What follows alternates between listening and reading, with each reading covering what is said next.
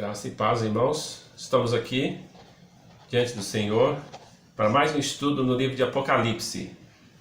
Nós estamos aqui no nosso último estudo desse capítulo, estamos no capítulo 5. Capítulo 5 de Apocalipse. E nós vamos hoje ler dos versículos de 11 até o versículo 14. Então assim diz a palavra de Deus. Vi e ouvi uma voz de muitos anjos ao redor do trono, dos seres viventes e dos anciãos, cujo número era de milhões e milhares de milhares, proclamando em grande voz: digno é o Cordeiro que foi morto de receber o poder e riqueza, a sabedoria e força, e honra, e glória e louvor. Então ouvi que toda criatura que há no céu, e sobre a terra, debaixo da terra, e sobre a terra, e tudo o que neles há, estava dizendo: aquele que está sentado no trono, e ao Cordeiro, seja o louvor, e a honra, e a glória, e o domínio, pelos séculos dos séculos. E os quatro seres viventes respondiam: Amém. Também os anciãos prostraram-se e adoraram. O título do nosso estudo de hoje, irmãos, é Adoração dos Anjos. Lembra que esta cena está acontecendo lá nos céus. João, ele foi arrebatado, ele estava em espírito nos céus e teve a visão, em primeiro lugar, lá do trono de Deus. E lá nesse trono, então ele viu, teve a visão do Senhor. Deus manda ele escrever as 7 cartas. As 7 cartas estão nos primeiros capítulos. E no capítulo 4 nós vimos que ele teve a visão do trono de Deus. No trono de Deus havia os 24 anciãos com 7 coroas de ouro na cabeça. E nós vimos que eles tinham também 7 harpas e que eles adoravam o Senhor. Foi a primeira parte da adoração. Eles adoraram o Senhor, na verdade adoraram o Cordeiro, adoraram o Senhor Jesus Cristo. O segundo grupo de adoração é os anjos. Então, porque no capítulo 5 aparece o Senhor Jesus Cristo como um cordeiro que foi morto. Os irmãos devem estar lembrados? Um cordeiro como tendo sido morto, mas que estava de pé. Então a imagem que a gente pode fazer é de um cordeiro que está ferido, completamente degolado, ensanguentado, mas que não está caído, não está prostrado, está de pé. Então esse retrata que o cordeiro, que é o Senhor Jesus Cristo, foi morto, mas ressuscitou. E quando então o Senhor Jesus aparece como cordeiro, então todo mundo começa a adorar, porque ele era aquele que era digno de abrir o livro. Lembra lá da cena lá de João, quando os anjos proclamaram: quem é digno de abrir o livro? Ninguém havia encontrado ali nos céus, na terra, sobre a terra, debaixo da terra, digno de abrir o livro. João chorava muito. Então aí o anjo disse para ele: calma, o leão da tribo de Judá, a raiz de Davi, venceu para abrir o livro. Então o Senhor Jesus é retratado ali como falado como um leão, retratado como um leão, e ele aparece como um cordeiro, o que foi morto, mas que vive, mostrando então que Jesus morreu, mas ressuscitou. Ele morreu, venceu o pecado, foi punido pelos nossos pecados e ressuscitou, vencendo a morte. Então ele está aqui, apareceu. E os anjos, então, agora o segundo grupo, que o primeiro grupo que adorou ele foi os 4 anciãos, os 24 anciãos e os 4 seres viventes. Agora então nós temos esses anjos. Então, diz a palavra de Deus que João vê e ouve. Então ele viu os anjos e ouviu os anjos. Diz a palavra que eram muitos anjos, e esses anjos estavam ao redor dos 4 seres viventes e dos anciãos, então estavam ao redor do trono, porque os 24 anciãos e seres viventes estavam mais próximos, né? Então, e eles estavam ao redor deles. Então o segundo grupo de adoradores então são os anjos. Veja que aqui nós temos um grau de proximidade. Primeiro adorou aqueles que estavam mais próximos, que é os 24 anciãos, os 4 seres viventes, e depois desses vieram os anjos que vão também adorar a Deus. Só que a quantidade agora é muito maior, porque eram só 24 mais 4, agora são, aqui a Bíblia atualizada fala milhões de milhões, milhares de milhares. Então o quantitativo de adoradores, ele se multiplicou. Então aqui fala de milhões, milhões, milhares de milhares. Então João viu essa cena e não deu um número específico. Assim, existia 5 milhões. Por se tratar de um quantitativo muito grande que não se podia contar. A palavra milhões, ela algumas vezes é traduzida por míriades, que quer dizer, na verdade, 10 milhares. Mas 10 milhares era o jeito deles falarem na época para dizer uma quantidade muito grande que não dava para ser contada. Então, às vezes é traduzido então 10 milhares, às vezes míriades, e aqui foi traduzido como milhões. O que nós precisamos entender aqui é que era uma quantidade inumerável, que não se podia saber quanto. Então, esses anjos começam a cantar um louvor de adoração ao nosso Deus e ao Cordeiro, ao Pai e ao Filho. Proclamam, aqui diz, em grande voz a dignidade do Cordeiro. O que aconteceu aqui foi que João ouviu uma única voz, mas uma voz grande, porque eram muitas pessoas falando ou cantando ao mesmo tempo uma coisa só. Então era uma forma uníssona a proclamação dessa multidão de anjos. Então a gente pode observar hoje que quanto maior o coral, mais exuberante é a adoração. Quanto maior o grupo de voz, e mais harmonioso, mais uníssono, mais glorioso e harmonioso é capaz de atingir o coração. E creio que deve ter atingido bem o coração do apóstolo João. Então, assim como esses anjos devem ter tocado fundo no coração de João, assim também a igreja do Senhor Jesus Cristo, ao cantar os louvores, esses louvores precisam tocar sua mente, a sua inteligência. Você precisa entender o que você está cantando, que você está adorando, aquele Deus Todo-Poderoso, e tocar suas emoções. Você precisa, os hinos precisam tocar suas emoções. Você não pode cantar palavras gloriosas, palavras de vitória, desanimado, porque isso contradiz até o mundo. Se você for ver no mundo, eles vão valorizar muito se a pessoa interpretou aquele hino, aquela música de acordo com as palavras. Ou seja, se tocou o coração, se tocou eles emocionalmente. A igreja precisa realmente também tocar o coração, a música precisa tocar o coração das pessoas. Não é só a mente, precisa tocar a mente, as emoções e a vontade, porque os hinos devem me preparar para que eu possa querer ouvir mais da palavra de Deus. Porque eu adorei a Deus, eu levantei um grande louvor a Deus, então eu quero saber mais desse Deus. Eu quero aprender mais desse Deus, então eu estou preparadíssimo para ouvir a palavra de Deus que vai ser proclamada. Então não vou ser daqueles que está ouvindo a pregação e faz assim. Já viram assim, né? Eu sei que às vezes a pessoa está muito cansada, isso pode acontecer, mas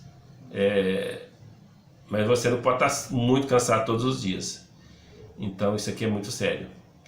Então nós temos que lembrar que a adoração, ela prepara também a pessoa. Mas o objetivo da adoração não é preparar para ouvir a mensagem, não. O objetivo da adoração é adorar Deus, é glorificar Deus, e preparar os ouvintes para a adorar a Deus mais ainda através da palavra que vai ser ministrada, da palavra que vai ser pregada naquele momento, porque a palavra de Deus que está sendo pregada, não é o pregador que vai estar ali aparecendo. Então isso é importante. Então essa proclamação dos anjos foi em grande voz, foi uníssona, lá nos céus. Mas às vezes, aqui na terra, parece um pedacinho do céu, dependendo de como é o louvor da igreja, a comunhão da igreja, o amor da igreja, aquele aconchego da igreja. Isso é muito importante. Bom, o que eles cantavam? O que eles proclamavam? Então eles estavam proclamando a dignidade do cordeiro que foi morto. Assim como os 4 anciãos, assim como os 4 seres viventes, os 24 anciãos, também os anjos, essa multidão de anjos, proclamava essa dignidade do cordeiro. Porque a morte lhe trouxe tanta dignidade, porque sua morte foi voluntária. Ele poderia recusar, mas não fez. A sua morte foi substitutiva. Ele foi o Cordeiro de Deus que foi punido no lugar de pecadores culpados. A morte dele foi vicária, uma vítima inocente punida em lugar de outra culpada. A sua morte foi propiciatória. Então nossos pecados foram cobertos pelo sangue do Senhor Jesus Cristo, e Deus então se torna favorável a nós. Sua morte foi remidora, isso é, ele tornou possível o perdão dos nossos pecados, porque o pecado nosso já foi punido no Filho. Então o preço foi pago por Cristo na cruz. E sua morte também é redentora, trouxe libertação, tanto da condenação do pecado, como também do poder do pecado. Isso é muito importante, porque eu não fui salvo só da condenação, fui salvo do poder do pecado. O pecado não tem domínio sobre nós. Então ele não tem que me dominar agora. Então nós fomos salvos do poder do pecado. Como já vimos, a dignidade do Filho é intrínseco à sua própria pessoa. Por quê? Porque o Senhor Jesus, ele é eterno, sendo então o seu sacrifício eterno. Ele é humano, sujeito à morte. Como homem, ele pode substituir outros homens. Ele pode substituir outros homens. E ele é Deus. Como Deus, ele é o Filho de Deus. Então, o pecado exigiu do próprio Deus o maior sacrifício, sendo, portanto, a melhor demonstração de amor despendida às suas criaturas foi o amor de Deus por nós pecadores. Quando ele deu o Filho que ele amava, para realmente provar seu amor, ele despendeu seu amor por essas criaturas culpadas pelo seu pecado. O Senhor Jesus, como homem, cumpriu integralmente a lei, e nele, no Senhor Jesus Cristo, não há pecado. Então ele é digno por causa dos seus feitos, e especialmente é digno por causa do seu feito na cruz. Então aqui a palavra de Deus vai falar que ele é digno de receber o poder. O Senhor Jesus Cristo é louvado pela sua dignidade de receber poder. A palavra poder aqui é dínamos, que tem o sentido de poder adquirido, o que significa que há uma profecia futura a ser cumprida em relação a Cristo. Quando mesmo o Senhor Jesus Cristo se assentar no trono de Davi para reinar. Então ele adquiriu, por causa daquilo que ele fez, e por aquilo que ele se tornou, porque ele se tornou homem, ele adquiriu a dignidade e o poder de assentar no trono dos homens, e mais especialmente no trono de Davi, porque ele é homem, e de reinar. E assim Deus vai cumprir a sua profecia. Ele, o Senhor Jesus, distribui esse poder para a igreja, concedendo à igreja o privilégio de reinar com ele. Também foi dado ao Filho o poder de abrir o livro e desatar os seus selos. Isso vai desencadear, como nós já temos visto, o juízo sobre a terra. Então ele recebe também o poder de julgar as nações. Outra coisa que o louvor aqui diz, que ele é digno de receber riqueza. Essa dignidade não foi expressa lá para o Pai, porque o Pai jamais deixou a sua glória,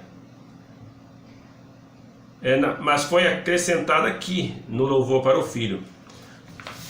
Tudo pertence, podemos dizer o seguinte: tudo pertence a Deus, portanto, tudo pertence ao Filho.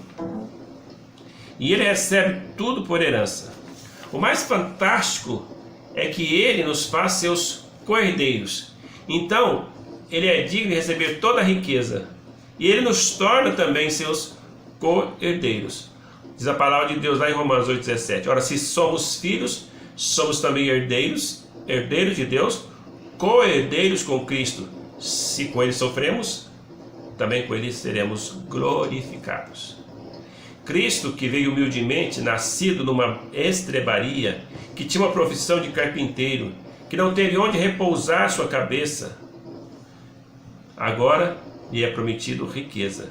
Sua riqueza também é vista em seu estado, o estado que ele se encontra hoje, porque ele foi exaltado à destra do trono de Deus, a glória que ele tinha antes. Então foi-lhe dado o poder de reinar sobre a terra, sendo então o gerenciador de toda a riqueza mundial. Ele vai se tornar o gerenciador de toda a riqueza mundial. Cristo, sendo Deus, é o dono de todas as riquezas materiais e espirituais. Nele, diz a palavra de Deus, habita corporalmente toda a plenitude da divindade. Então, no Senhor Jesus Cristo tem, como homem, como Deus, ele é plenamente 100% Deus, 100% homem. Então o Senhor Jesus Cristo é digno de receber toda a sabedoria. Essa dignidade também não foi mencionada no capítulo 4, quando estava dando adoração ao Pai. Cristo é a sabedoria personificada no livro de Provérbios, descrita ali no livro de Provérbios. Diz assim a palavra de Deus, 1 Coríntios 1:10. Mas vós sois dele, em Cristo Jesus, o qual se tornou da parte de Deus sabedoria, justiça, santificação e redenção. A sabedoria faz parte da sua pessoa. Ele foi o criador do universo, foi o arquiteto do plano da salvação. Então, ele terá a sabedoria para governar o mundo com justiça e retidão. O Espírito Santo, ele é o mediador da sabedoria de Cristo, conforme a oração de Paulo pela igreja. Efésios 1:17, para que o Deus de nosso Senhor Jesus Cristo, o Pai da glória, vos conceda espírito de sabedoria e de revelação no pleno conhecimento dele. Outra coisa que o Senhor Jesus vai ser adorado é como digno de receber força. O Pai também foi louvado no capítulo 4 com esse título, mas ali foi traduzido como poder. Tu és digno, diz assim, 4:11, tu és digno, Senhor, Deus nosso, de receber a glória, a honra e o poder, porque todas as coisas tu criaste, sim, porque por causa da tua vontade vieram existir e foram criados. Então essa palavra aqui, no Apocalipse 4, traduzido como poder, é a mesma palavra aqui traduzida como força. É ixus. Enquanto que a outra palavra que nós já vimos lá de poder é dínamos, aqui é ixus. E aqui significa poder inerente. Enquanto que a outra é um poder recebido, aqui é um poder inerente. Então, tanto o Filho como o Pai é digno de ser adorado, de receber todo o poder. Ele tem o poder inerente, que é dele. Então, esse poder ou força não pode ser compartilhado ou distribuído aos homens, pois é o poder intrínseco em si mesmo, intrínseco deles, pertence a Deus. Então esse poder Deus não vai dar aos homens, ele vai dar aquele lá, de poder reinar com ele, de estar fazendo alguma coisa para ele, mas não o poder de ser todo poderoso como Deus é. Então esse poder é de Deus e somente dele. Ele deve ser adorado, porque ele é esse Deus todo-poderoso, ele é esse Deus que realmente está nele. Eu posso dizer, Deus é poder, Deus é cheio de poder, o Deus é tudo isso. Então, essa força ou poder pertence somente a Deus, o Filho e ao Pai. E o louvor, expresso aqui pelo Filho, coloca o Filho como igual ao Pai. Então, o Filho aqui está provando que ele é Deus. Então, ele é digno de receber honra.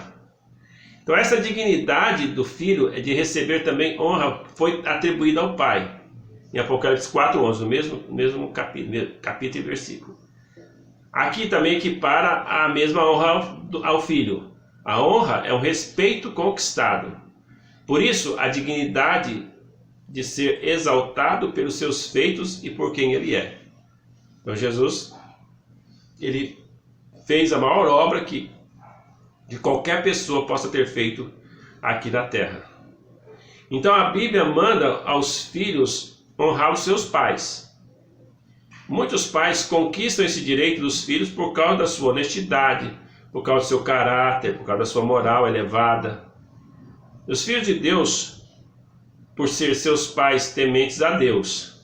Mas alguns pais não têm muitas virtudes, mas mesmo assim os pais devem ser honrados por causa da posição que eles ocupam. Eles são pais, independente de quem são os seus pais, independente dos defeitos dos seus pais. A Bíblia manda honrar pai e mãe. Ali não diz honrar os pais bonzinhos, honrar os pais que não têm defeito. Então todos os pais têm que ser honrados. Então veja, o pai aqui no caso é Deus, né? O filho e o filho de Deus que também deve receber essa honra. E por ser Deus, tanto o Filho como o Pai, Deus, o Filho de Deus, eles são dignos de receber essa honra. A honra que recebe os nossos pais é completamente diferente, porque aqui é uma adoração. Então, os nossos pais, eles vão receber o nosso respeito, eles vão ter a nossa obediência, por causa da posição que ele ocupa.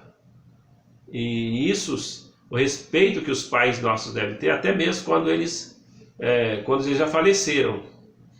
Porque eu tenho que respeitar meus pais. Só porque eles faleceram, eu não vou desrespeitar, não vou falar mal dele, não vou falar dos podres dele, de forma nenhuma. Respeitar para sempre. O Senhor Jesus, ele não tem nada de mal para ser falado dele.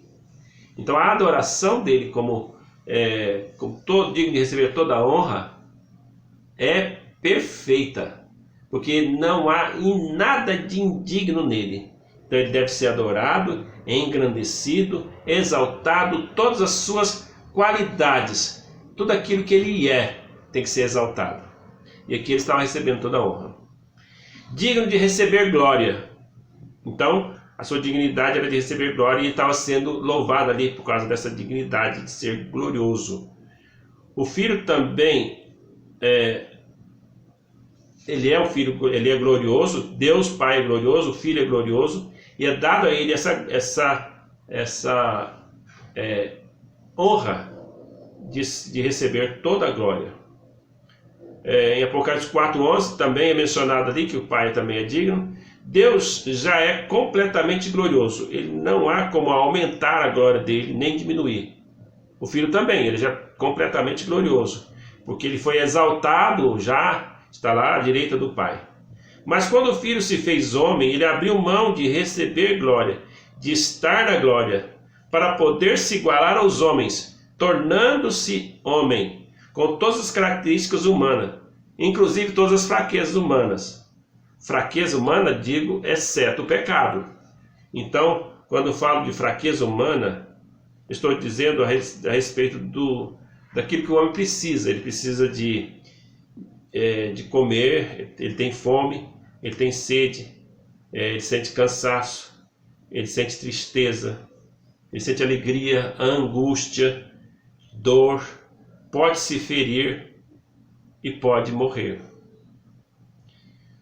O Senhor Jesus então tinha tudo isso, tinha sangue correndo em suas veias, como todo ser humano. Antes de ser preso, ele orou ao Pai. O Senhor Jesus Cristo orou ao Pai, está lá em João capítulo 17. Eu te glorifiquei na terra, consumando a obra que me confiaste para fazer. Agora, antes que houvesse, glorifica-me, ó Pai, diz ele, contigo mesmo, com a glória que eu tive junto de ti, antes que houvesse mundo. Então aqui o Filho pedindo para que Deus o glorifique, que o Pai o glorifique, com a mesma glória que ele tinha antes. E ele vai explicar depois, pediu isso, ele sabia que isso ia acontecer, mas foi mais por causa dos que estavam vindo. Mas o Senhor Jesus então está pedindo isso, porque no corpo humano, naquele corpo, a semelhança da carne pecaminosa, ele não estava no seu estado glorioso. Mas ele é digno de receber toda a glória. Mas aí, o que acontece? Ele é punido pelos nossos pecados. Por um instante, Deus realmente esconde dele o rosto, não tem aquela comunhão com ele, mesmo que seja uma fração de segundo. Como Deus é eterno, uma fração de segundo é para toda a eternidade. Então por isso que o seu sacrifício é eterno, porque o Filho de Deus é eterno. Então quando o Filho então disse que glorificou o Pai na terra, ele quer dizer que o Filho, que ele exaltou o Pai quando obedeceu o Pai. Lembra que o Filho também, aqui como mostrando a sua dependência, ele foi uma pessoa que mais orou. O exemplo de oração que nós temos nas Escrituras é do próprio Senhor Jesus Cristo. E alguém podia dizer, mas por que ele precisou orar? Ele não sabia que Deus... Ele precisou orar porque ele estava aqui, numa carne pecaminosa, semelhante a uma carne pecaminosa, né? Sujeita à morte. Então, ele obedeceu o Pai e glorificou o Pai, obedecendo em tudo. Obedecendo à lei, obedecendo na obra que ele veio fazer. Então veja, o Pai pode ser adorado por causa daquilo que o Filho fez. Então Deus é glorificado, é adorado, é exaltado por causa da obra do Senhor Jesus Cristo. Então os homens adoram a Deus hoje, os homens que foram salvos, nós que fomos salvos, adoramos a Deus por causa da obra do Senhor Jesus Cristo. Então ele trouxe glória para Deus, ou seja, não é que ele aumentou a glória que Deus tinha, não, ele trouxe louvor a Deus para dar glória de Deus. Então foi a obra que ele realizou. Então Deus pode ser adorado. Assim também o Senhor Jesus recebeu a dignidade de ser adorado. Então Deus mesmo é o primeiro a exaltá-lo. Então quando ele é levado às alturas, lá em Atos 2 fala que ele foi exaltado à destra de Deus. Então o Senhor Jesus Cristo foi colocado à direita de Deus. Então ele já tinha antes a glória lá do céu, mas agora ele recebe a mesma glória que ele tinha, respondendo então Deus à oração que ele fez. Deus exaltou sobremaneira e lhe deu um nome acima de todo nome e o colocou assentado à sua destra. Então, mais do que isso, ele realmente foi exaltado acima de todo nome. Porque antes o Senhor Jesus Cristo era acima de tudo, ele sempre foi acima de tudo porque ele é Deus. Mas agora Jesus Cristo, ele continua sendo Deus, mas ele é o Deus homem. Ele está nos céus, no seu corpo humano, um corpo glorificado, à semelhança do corpo que nós teremos. Então ele será reconhecido, glorificado, exaltado, por causa também da sua obra e por causa também da sua posição. Então quando os anjos o adoram, exaltando a sua dignidade de receber toda a glória, eles estão reconhecendo que ele merece sua posição gloriosa, por ser Deus e por ser glorificado, ter glorificado a Deus, comprando para Deus adoradores de toda tribo, língua, povo e nação, através do seu sacrifício na cruz do Calvário. E a última dignidade que foi falada aqui, ele é digno de receber louvor. A palavra louvor foi acrescentada aqui, que não foi falada lá no capítulo 4, versículo 11. Ela não aparece ali. Louvor significa palavra de exaltação, de engrandecimento. Significa também o ato de abençoar. Cristo pode ser louvado por nós através de nossas palavras e através das nossas vidas. De preferência as duas juntas. Porque só as palavras, sem a vida em conjunto, não vai glorificar a Deus, não vai trazer louvor a Deus. Cristo não pode ser louvado só por palavras vazias, sem o respaldo das nossas vidas que glorificam o seu nome. Nosso louvor deve envolver corpo, alma e espírito. Então o Senhor Jesus é digno de receber todo louvor. Os anjos, ao cantar louvores ao Cordeiro, colocam a Deus, e isso tem respaldo do próprio Cristo, quando em João 14, ele explica para seus interlocutores que ele e o Pai são um. Então quando o João coloca para ser louvado, ele coloca ele como Deus. Então ele diz bem claro lá em João 14, 7 a 9. Diz assim, ó: se vós me tivesseis conhecido, conhecereis também meu Pai. Desde agora o conheceis e o tendes visto. Replicou-lhe Filipe: Senhor, mostra-nos o Pai, isso nos basta. Disse Filipe. Disse Jesus: Filipe, há tanto tempo estou convosco e não me tens conhecido? Quem me vê a mim, vê o Pai.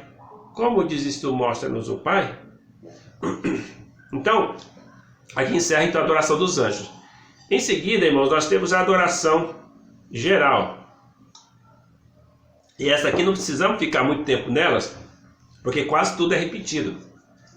Para a adoração geral, só quero acrescentar o seguinte: agora todo mundo vai adorar a Deus. Então, veja o que diz aqui a palavra de Deus. Ó. Então ouvi toda criatura. Então, olha, começou lá nos céus, 24 anciãos, 4 seres viventes, multidão de anjos, inumerável. E agora toda criatura. Da onde? Ó, toda criatura que há no céu. Então, olha, anjos, mas os homens também que estavam lá, salvos, né? Os que estavam no céu, os que estavam na terra, sobre a terra, debaixo da terra, sobre o mar, e tudo o que neles há. Então aqui a adoração estende a toda criatura, toda a criação de Deus, todo ser que respira louva o Senhor. Então nós temos aqui um versículo em Salmo 150 que fala o seguinte, Salmo 150, versículo 6: todo ser que respira louve ao Senhor. Está sendo cumprido aqui, o ser que respira louvando o Senhor.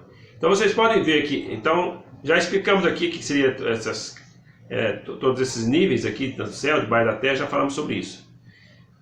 O que acrescenta aqui é que eles vão adorar também da mesma forma. Olha, vai estar sentado ao trono, seja o louvor, falamos, a honra, falamos, a glória, falamos, domínio pelos séculos dos séculos. E aqui o que não falamos é essa palavra. O domínio foi falado, mas domínio pelos séculos dos séculos, para toda a eternidade. Então o Senhor vai realmente vai reinar por toda a eternidade. Ele já reina, na verdade, ele já está entronizado no seu trono lá nos céus, mas há um cumprimento aqui na terra. O Senhor Jesus Cristo vai estar reinando por 1000 anos. Terminando então o restante da história humana. Então aqui, mas o louvor e a adoração pelos séculos dos séculos. Então Deus vai ser louvado pelos séculos dos séculos. Nós vamos ser esses adoradores. Eu, você, porque nós estaremos com Ele e vamos reconhecer a dignidade dele. Ele é digno de ser adorado. Ele é digno de receber toda a honra e toda a glória. Porque só estamos aqui adorando a Deus, só podemos nos reunir para adorar a Deus por causa da sua obra e por causa daquilo que Deus é. Louvado seja o Senhor, Deus lhe dê Um bom domingo. Deus abençoe.